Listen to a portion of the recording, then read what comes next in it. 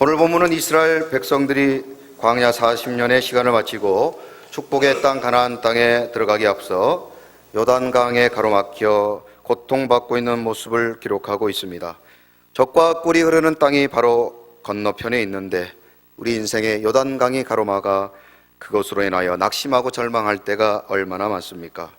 우리 인생에도 이처럼 우리를 가로막고 고통스럽게 하며 참으로 눈물과 시름 가운데 고통스럽게 했던 인생의 요단강이 얼마든지 있습니다.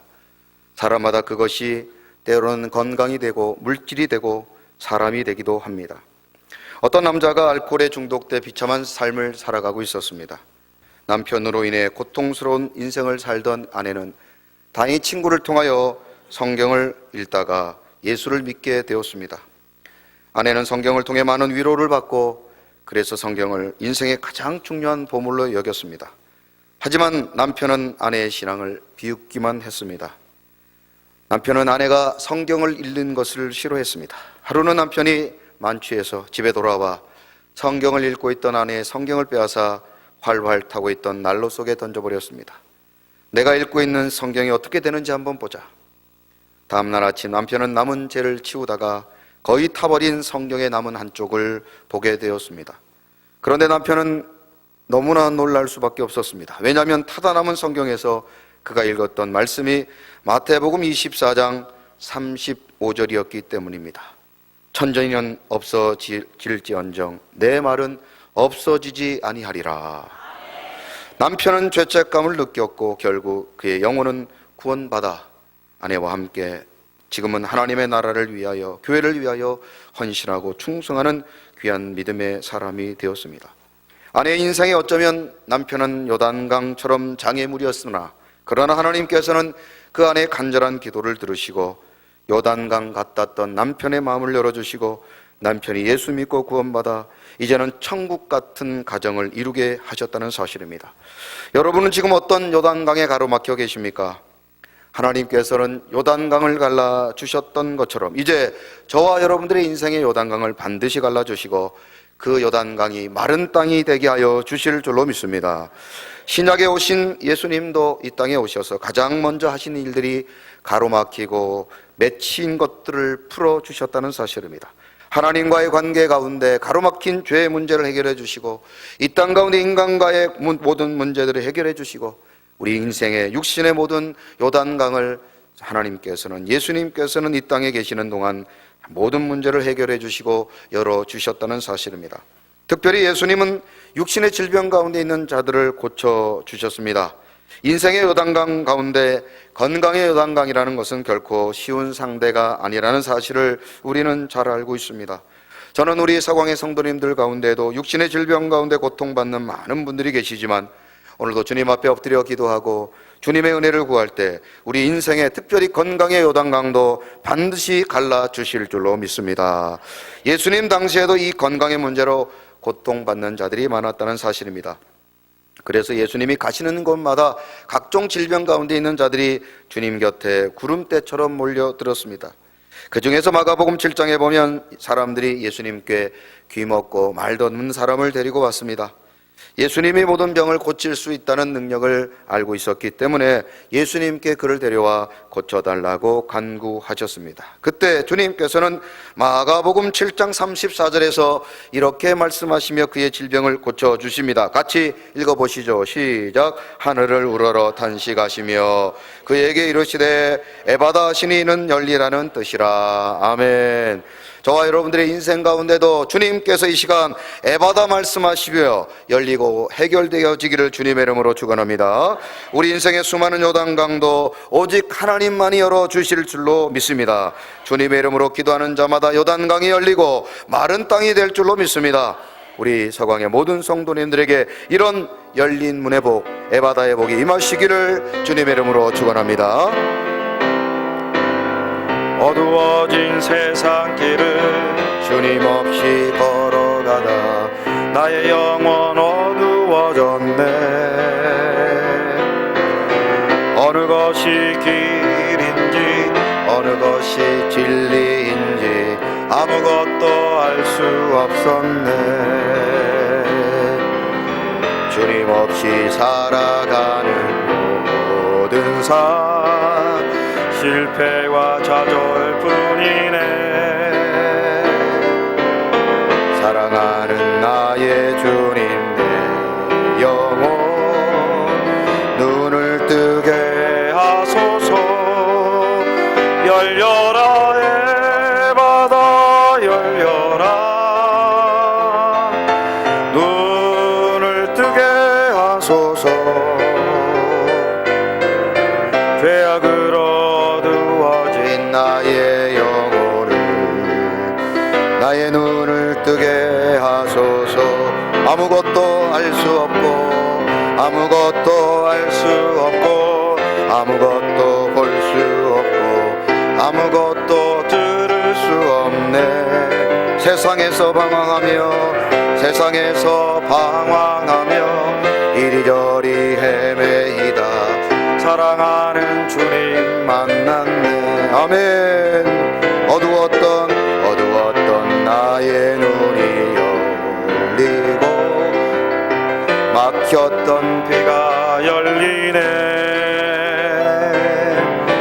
답답했던 나의 마음 열리고 나의 영혼 열리네. 열려라 에바다 열려라. 눈을 뜨게 하소서. 죄악을 어두워진 나의 영혼을 나의 눈을 열려라 에바다 열려라 에바다 열려라. 눈을 뜨게 하소서. 죄악을 어두워진 나의 영혼을 나의 눈을 뜨게 하소서. 아멘. 우리 서광의 모든 성도님들 인생의 모든 요단강이 열리기를 에바다의 복을 임하시기를 주님의 이름으로 축원합니다. 하나님께서는 이 땅을 살아가는 저와 여러분들에게 베드로전서 2장 9절에 보면 새로운 신분을 주십니다. 자, 다 같이 한번 베드로전서 2장 9절 읽어보십니다. 시작. 그러나 너희는 택하신 족속이요 왕같은 제사장들이요 거룩한 나라요 그의 소유가 된 백성이니 이는 너희를 어두운 데서 불러내어 그의 기이한 빛에 들어가게 하시니에 아름다운 덕을 선포하게 하려 하심이니라. 아멘. 우리 옆 사람에 이렇게 한번 축복해 봅니다. 당신은 왕같은 제사장입니다. 아멘. 요단강 앞에 두려워하고 있던 이스라엘 백성들, 그런데 그 이스라엘 백성들이 요단강을 성공적으로 건너갈 수 있었던 것은 바로 제사장들 덕분이었습니다. 제사장들이 사명을 감당하고 언약궤를 메어 갔기 때문에, 그리고 요단강에 들어가 마른 땅에 굳게 섰기 때문에 이스라엘 백성들은 단 한 명도 죽지 아니하고 요단강을 건너갈 수 있었던 것입니다. 인생에 문제가 있을 때 우리 가운데도 이렇게 참으로 이스라엘의 제사장들처럼 한 사람으로 말미암아 많은 사람이 복을 받는 그런 축복의 통로가 되어야 될 줄로 믿습니다. 저는 바라건대 우리 서광의 모든 성도님들이 이 시대의 왕같은 제사장으로 부름을 받은 저와 우리 모두가, 우리가 속한 모든 공동체 나로 말미암아 요단강이 갈라지고 마른 땅이 되며 축복의 땅으로 건너가게 하는 그런 축복의 주인공이 되는, 축복의 통로가 되는 저와 여러분들이 되시기를 다시 한번 주님의 이름으로 축원드립니다. 오늘은 마른 땅이라는 제목, 5번째 시간으로 이스라엘의 제사장들이 그러면 어떻게 자신에게 주어진 사명을 잘 감당할 수 있었는지 오늘 본문을 통해 살펴보도록 합니다. 자, 본문 14절 말씀, 그 4번째 시간 같이 한번 읽어보십니다. 시작. 백성이 요단을 건너려고 자기들의 장막을 떠날 때에 제사장들은 언약궤를 메고 백성 앞에서 나아가니라. 아멘. 한번 같이 따라해 보시죠. 백성 앞에서 있었기 때문입니다. 자, 언약궤를 메었던 제사장들이 백성 뒤에 있는 것 아니고 백성들 앞에 있었다라고 하는 것입니다. 이 파님이라는 단어를 우리가 주목해 볼 필요가 있습니다. 무섭게 흘러내리던 요단강에 발을 들여놓았던 제사장들은 이제 요단강 가운데 굳게 서 있습니다. 그리고 모든 이스라엘 백성들이 요단강을 성공적으로 안전하게 지나갈 수 있도록 언약궤를 메고 서 있습니다. 우리는 계속해서 그들이 어떻게 이렇게 하나님이 주신 사명을 잘 감당할 수 있었는가, 그 이유를 살펴보고 있습니다. 복습하는 의미에서 그 첫 번째 이유, 하나님이 주신 동력자들 때문이라고 말씀을 드렸습니다. 우리나라 말에 백지장도 맞들면 낫다라는 말이 있습니다. 세상에 독불장군이라는 없습니다. 무슨 일을 하든지 힘을 합하고 연합할 때 우리는 생각하지 못한 좋은 결과를 얻게 되는 것이죠. 하물며 하나님의 일을 할 때는 더욱 연합의 중요성이 빛이 납니다. 제사장들이 사명을 감당할 때 그 사명 잘 감당하라고 하나님께서 동력자를 보내주시는데 12지파 가운데 한 명씩을 선택하여 그들로 말미암아 제사장을 돕게 하셨습니다. 하나님은 지금도 우리에게 귀한 사명 감당하도록 믿음의 동력자, 기도의 동력자, 인생의 동력자를 보내주고 계시는 줄로 믿습니다. 두 번째로 제사장들이 사명을 감당할 수 있었던 것은 하나님이 주신 직분이기에 포기하지 않았기 때문이라고 말씀을 드렸습니다. 제사장의 직분은 스스로 선택한 것 아니라 하나님이 주신 것입니다. 자, 같이 한번 따라해 보시죠. 직분은 하나님이 주신 것입니다. 여러분 아멘이십니까? 하나님이 주신 직분이기 때문에 힘들고 어려워도 포기하지 말아야 하는 것입니다. 하나님이 주신 직분은 이 세상 그 어떤 직책보다 귀한 것이기 때문에, 그러므로 우리는 그 직분을 감당하기 위해 인내하고 포기하지 않아야 합니다. 제사장들은 하나님이 자신들에게 주신 귀한 직분을 알았기 때문에 힘들고 어려워도 그 사명을 감당했습니다. 우리 서광의 모든 성도님들도 하나님이 주신 귀한 직분 끝까지 포기하지 말고 잘 감당해서 우리로 말미암아 우리의 교회와 가정과 가문과 자녀들이 요단강을 건너가는 축복의 주인공들이 되시기를 주님의 이름으로 축원드립니다. 세 번째로 제사장들은 언약궤를 메었기 때문이라고 말씀을 드렸습니다. 아무리 동력자들이 있고 자신이 받은 직분이 하나님이 주신 것임을 알면 무엇합니까? 언약궤를 메는 직분, 사명을 감당해야지요. 옛말에 구슬이 서말이라도 꿰어야 보배라는 말이 있습니다. 옛말에 평양감사도 재 싫으면 소용없다는 말이 있습니다. 하나님이 주신 직분, 그 직분을 감당할 때 우리에게 역사와 기적이 일어나고 요단강이 갈라지게 되는 줄로 믿습니다. 하나님이 가라 말씀하셨는데도 불구하고 이 핑계 저 핑계 대고 언약궤 매지 아니하고 요단강 들어가지 아니하며 마른 땅에 굳게 서 있지 아니하면 이스라엘 백성들은 결코 요단강을 건너갈 수 없었다는 사실입니다. 실제로 이 땅에 살아가는 사람들 가운데 몰라서 후회하는 것이 아니라 알아도 행하지 않아서 후회한다는 것입니다. 언약궤를 맨다는 것은 비록 힘들고 어려워도 직분을 감당한다는 것을 의미하는 것입니다. 언약궤를 맨다는 것은 그저 이름만 걸어놓고 사는 것이 아닙니다. 하나님이 주신 직분에 최선을 다하는 것을 말하는 것이죠. 하나님이 내게 주신 직분에 마음과 뜻과 정성을 다하여 하나님이 내게 주신 직분에 충성하는 것, 그것이 바로 언약궤를 메는 것입니다. 마치 벳세메스로 올라가는 두 암소들처럼 말입니다. 자, 우리 옆 사람에게 이렇게 한번 축복해 봅니다. 어떻게 그렇게 충성스럽게 생기셨습니까?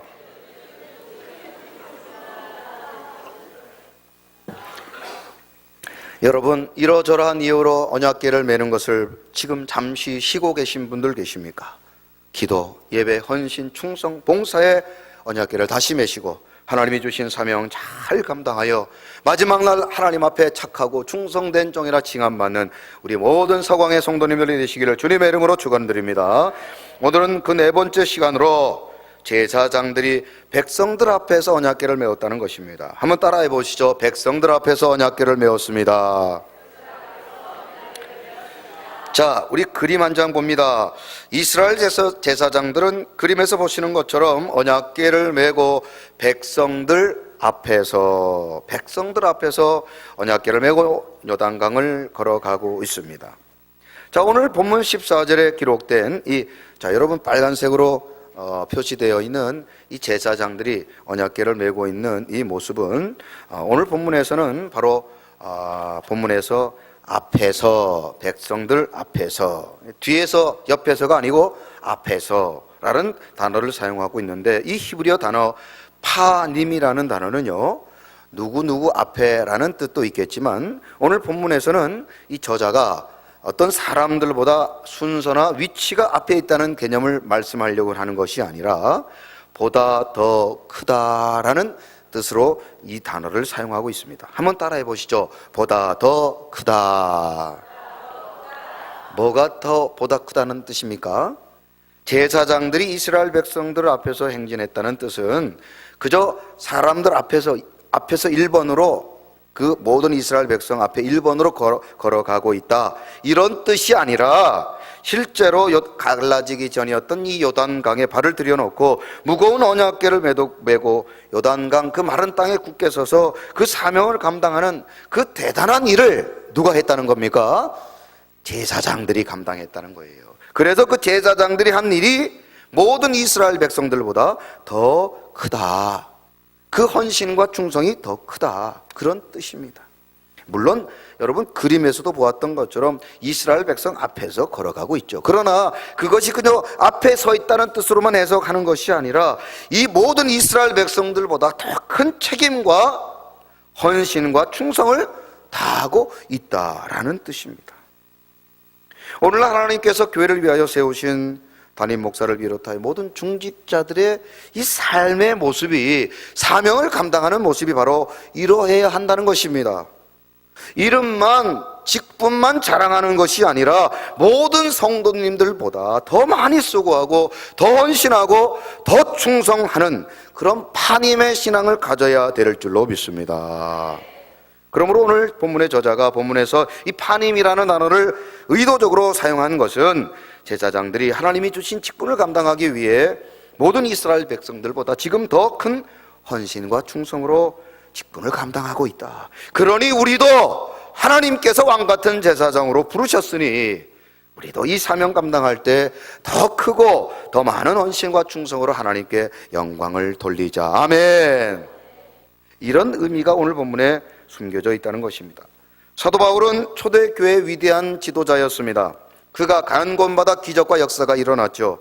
심지어 그가 사용했던 손수건이 땅에 떨어졌는데 어떤 질병에 걸려있던 자가 그 손수건을 잡았는데도 불구하고 손수건, 그 사도 바울에게 기도받는 건 둘째치고 하도 사람들이 많이 사도 바울을 쫓아다니자 사도 바울을 만지고 만날 수도 없는 상황에서 떨어진 손수건을 잡았는데도 질병이 떠나가게 되었다는 겁니다. 할렐루야.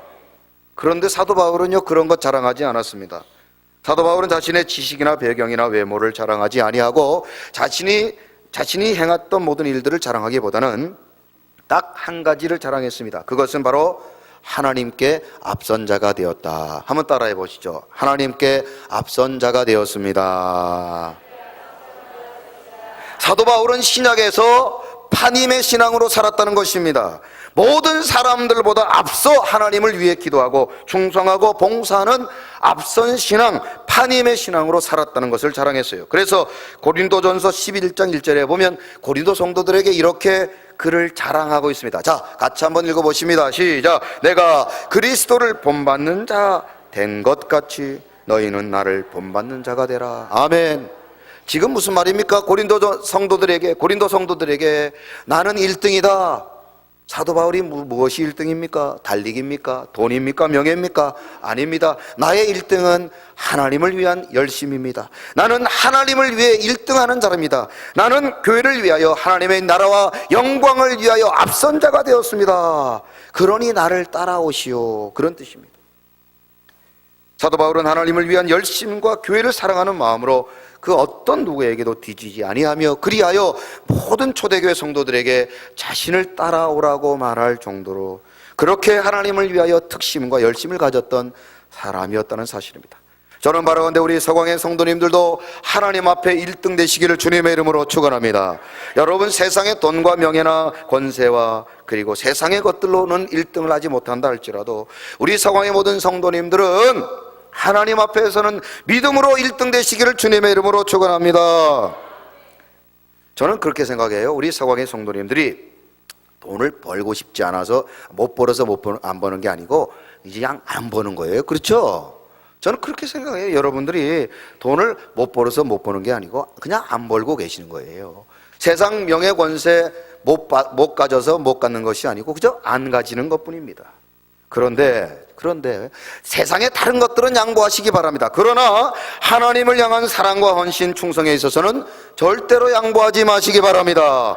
그래서 사도 바울처럼 신앙생활, 믿음에 있어서는 1등 되시기를 주님의 이름으로 축원합니다. 사도 바울은 그래서 우리의 신앙생활이 마치 운동장에서 달리는 이 마라톤 선수처럼 열심히 달려가야 된다고 말합니다. 자, 빌립보서 3장 14절 같이 한번 읽어보실까요? 시작. 푯대를 향하여 그리스도 예수 안에서 하나님을 위하여 부르신 부름의 상을 위하여 달려가노라. 아멘. 몇 등 하려고 달려간다는 뜻입니까? 몇 등 하려고요? 그저 그냥 여러분 올림픽처럼 뭐 참가하는데 의의가 아니라 1등 하려고 달려가는 거예요. 1등 하려고. 어릴 적 학교에서 여러분들 이 가을쯤 되면 하게 되는 가을 운동회, 여러 운동들 종목들이 있지만 마지막 시간에 이제 하이라이트가 있어요. 하이라이트. 아빠, 아들, 딸 이렇게 이제 막 개주하잖아요. 그래서 아들이 그냥 먼저 1번 주자로 달리면 그 다음에 이제 아빠 아들이 그 다음에 바톤을 받아가지고 열심히 달려갑니다. 여러분 달리기 할 때 앞에 있는 친구 따라잡으려고 열심히 달렸던 기억 나십니까? 세상의 사람들은 그래서 지금도 돈과 명예와 출세를 위하여 남보다 더 좋은, 더 많은 것들을 얻기 위하여 달려가고 있다는 사실입니다.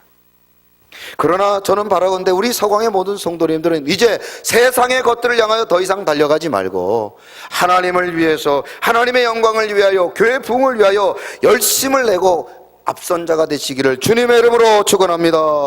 세상의 것들을 추구하고 달려가는 일에는 열심인데 하나님의 영광을 위하여, 하나님 나라 위하여, 교회 부흥을 위해서는 우리에게 열심을 찾아볼 수가 없는 오늘 우리들의 모습, 하나님 앞에 회개해야 될 줄로 믿습니다. 우리 서왕의 모든 성도님들 하나님 앞에 앞선 자 되시기를 주님의 이름으로 축원합니다. 옆에 있는 분들에게 이렇게 한번 축복해 봅니다. 어떻게 그렇게 하나님 앞에 앞선 자 같이 보이십니까? 너무 길어요? 너무 길어요? 여러분 하나님 앞에 1등 되시기를 주님의 이름으로 축원합니다. 하나님 앞에 1등 되는 게 중요한 겁니다. 어느 가난한 시골에 어렵게 개척교회가 세워졌어요. 그 목사님 그 가난한 시골 교회에서 열심히 목회를 했습니다. 그러나 수년간 목회를 해도 새 신자 한 명 등록하지 못하고 여전히 교회가 어려운 가운데 있었습니다. 젊은 사람들은 다 도시로 떠나버리고, 그래서 목사님과 성도들은 낙심할 수밖에 없었을 것입니다. 그러나 그 교회 목사님과 성도들은 믿음으로 교회를 지켰습니다. 세상의 기준으로 볼 때 꼴찌였지만 하나님 앞에서는 1등의 교회가 되기 위하여 열심히 기도하고 봉사하고 전도하고, 그렇게 그것이 사명인 줄 알고 교회를 잘 섬겼어요. 그런데 어느 날 새로 취임한 대통령이 전국을 순시하는 가운데 도지사와 함께 그 시골 지역으로 내려오게 되었습니다. 그 지역을 본 대통령은 도지사에게 이렇게 말합니다. 도지사, 여기에 신도시 건설하고 공업단지 조성하고 연구소, 대학도 세우시오. 어떤 우리나라 대통령, 역대 대통령하고 좀 비슷하지 않습니까? 연습을 했는데 뭐 그냥 저만 똑같은 것 같은데요. 그리고 말이야, 그 많은 사람들이 살려면 요즘 아파트라는 게 필요한 것 같은데 이 지역의 아파트를 싸게 공급하시오. 그렇게 대통령이 명령을 하고 왔습니다. 그날로부터 그 시골에 수많은 사람들이 몰려오기 시작했어요. 개발바람이 불어오면서 전국의 고급 기술자들과 젊은 사람들이 구름대처럼 몰려오기 시작했습니다. 그리고 그 시골 교회는 갑자기 성도들이 불어나 부흥하게 되었습니다. 시골 교회가 이제는 대형 교회로 부흥하게 되었고, 그 교회를 떠났던 성도들은 다시 교회로 돌아왔으며, 그리고 교회를 끝까지 지켰던 성도들은 그 후에 그 교회의 가장 앞선 자, 장로님, 권사님, 안수 집사님들이 되어 교회를 아름답게 섬겼다는 것입니다. 그 교회를 끝까지 지켰던 목사님은 이제 수천 명이 출석하는 그 교회 원로 목사님으로 추대가 되셨고, 지금도 그 교회는 지방에서 가장 부흥하는 교회가 되었습니다. 바로 그 교회가 경북 구미 상모 교회라는 사실을 여러분 아십니까? 주님의 뜻이라면 아멘 하는 교회. 그래서 끝까지 힘들고 어려워도 그 시골 교회를 지켰던 교회와 성도들은 결국 하나님 앞에 앞선 자가 되어 이렇게 놀라운 부흥을 이루게 된 줄로 믿습니다. 여러분은 다른 것은 몰라도 믿음에 있어서는 앞선 자가 되시기를 주님의 이름으로 축원합니다. 다른 것은 몰라도 믿음으로는 뒤처지지 마시기 바랍니다. 다른 것은 양보해도 헌신과 충성 봉사는 양보하지 마십시오. 축복의 장자권 빼앗기지 마십시오. 팥죽 한 그릇에 장자권을 팔아버렸던 어리석은 에서처럼 살지는 말아야 합니다. 하늘의 상을 사모하시며 우리에게 주어진 믿음의 경주를 열심히 최선을 다하여 끝까지 달려가시기 바랍니다. 그리하여 사도 바울이 사도행전 20장 24절의 고백, 그 고백이 바로 오늘 저와 여러분들의 고백이 되어야 될 줄로 믿습니다. 시작. 내가 달려갈 길과 주 예수께 받은 사명 곧 하나님의 은혜의 복음을 증언하는 일을 마치려 하면은 나의 생명조차 조금 더 귀한 것으로 여기지 아니하노라. 아멘. 우리 모든 사광의 성도님들, 이 땅의 것에 1등은 얻지 못한다 할지라도 하나님 나라에서 믿음으로 1등하여 하나님께 영광 돌리며 믿음의 앞선 자 되시는 우리 모든 사광의 성도님들이 되시기를 주님의 이름으로 축원합니다. 저는 지난 한 주간 이 찬양을 계속 묵상하게 되었습니다.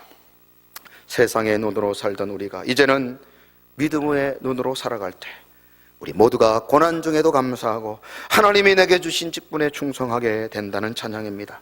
이 시간 우리 모든 성도님들도 믿음의 눈으로 이 땅을 바라보며 오늘 우리의 삶을 살아가며 그리하여 이 땅의 1등이 아니라 저 하나님의 나라, 하나님의 영광을 위하여 믿음의 앞선 자 되기를 결단하며 그렇게 주어진 직분에 충성하며 마지막 날 하나님 앞에 착하고 충성된 종이라 칭함을 받는 우리 모든 사광의 성도님들이 되시기를 주님의 이름으로 축원합니다. 고단한 인생길 힘겨운 예수 내 마음 아시네. 지나간 아픔도 마주할 세상도 예수 내 마음 아시네. 다시 한번 찬양합니다. 고단한 인생길 고단한 인생길 힘겨운 오늘도 예수 내 마음 아시네. 지나간 아픔도 지나간 아픔도 마주할 세상도 예수 내 마음 아시네. 믿음의 눈 들어 믿음의 눈 들어 주를 보내 이 또한 지나가리라. 주어진 내 삶의 시간 속에 주의 뜻 알게 하소서. 하루를 살아도 하루를 살아도 기쁨으로 가리. 예수 늘 함께 하시네. 후회도 염려도 후회도 염려도 온전히 맡기리. 예수 늘 함께 하시네. 믿음의 눈 들어 믿음의 눈 들어 주를 보니 이 또한 지나가리라. 주어진 내 삶의 시간 속에 주의 뜻 알게 믿음의 하소서. 눈 들어 믿음의 눈 들어 주를 보내 이 또한 지나가리라.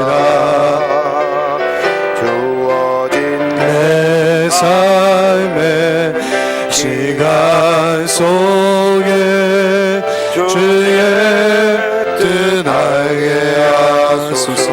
우리 이 시간 다 같이 합심하여 기도합니다. 우리 인생 어떤 요단강 앞에 서 있습니까?